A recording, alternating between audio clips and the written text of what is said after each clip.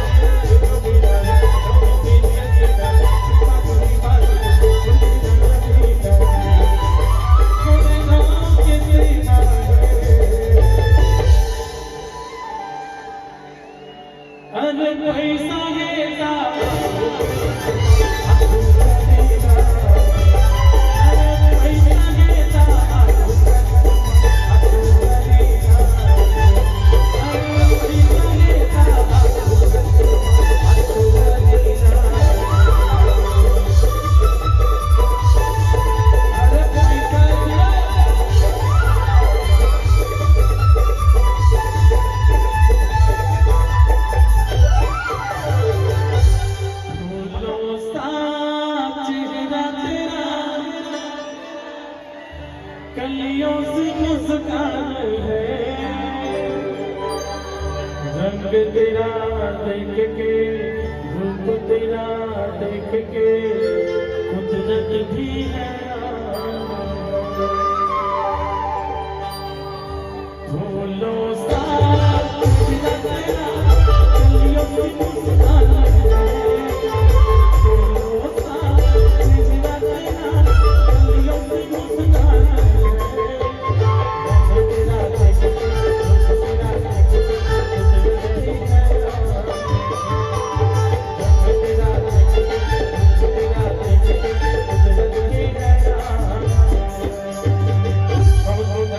नमस्कार, चमत्कार, भोले बाबा गुरु भाषा की जय।